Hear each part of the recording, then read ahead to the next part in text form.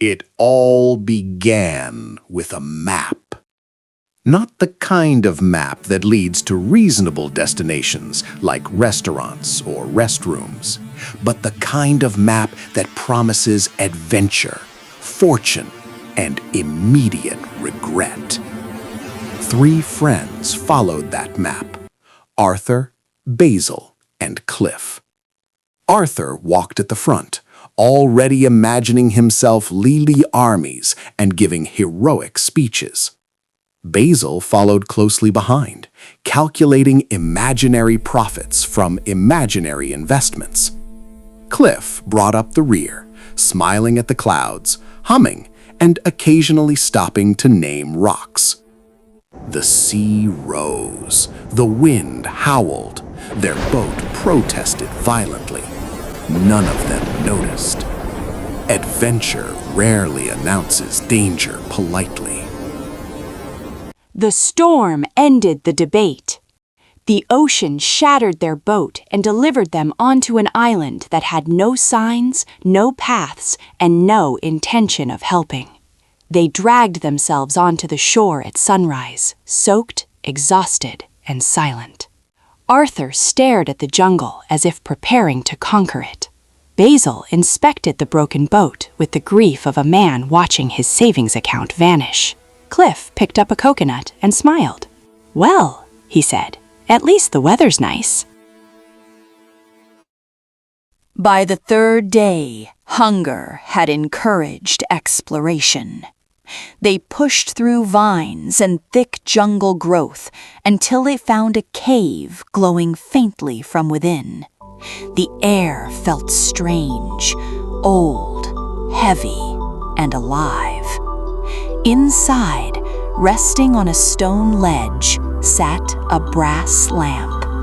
It was dusty, ancient, and therefore irresistible. Cliff reached out. "Anyone mind if I rub this?"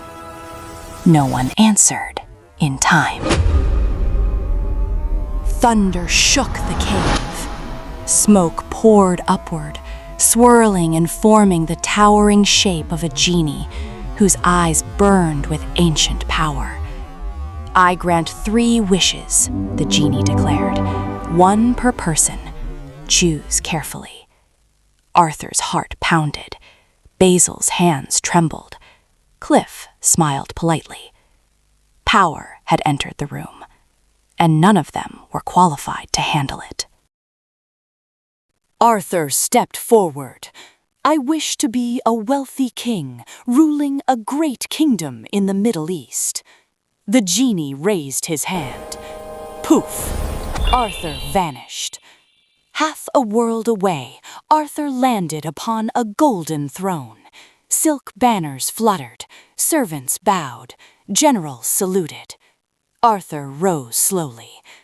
"My people," he announced, "we begin greatness today." Basil's turn had come. "I wish to be the richest businessman in Europe." Poof! Basil disappeared. He reappeared inside a luxury hangar, surrounded by polished cars, bodyguards, flashing lights, and people who suddenly cared deeply about everything he said. Basil adjusted his suit.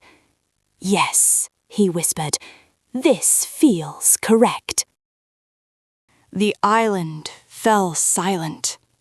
Cliff stood alone, waves whispering beside him, jungle unmoving behind him. He looked at the empty beach, then at a coconut. He named it Harold. "This is a bit lonely," he admitted. He turned to the genie.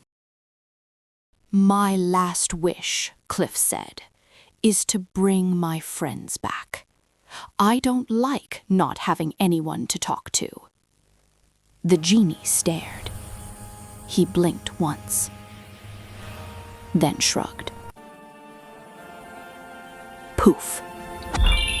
Arthur vanished mid-speech. Basil vanished mid-self-congratulation. They reappeared on the same island, barefoot, confused, and furious. Cliff smiled. The genie quietly returned to the lamp.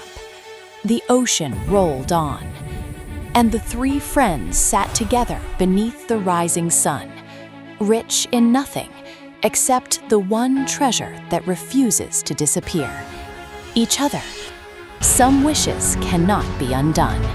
Some friendships cannot be improved. And never, ever let the happy one make the final wish.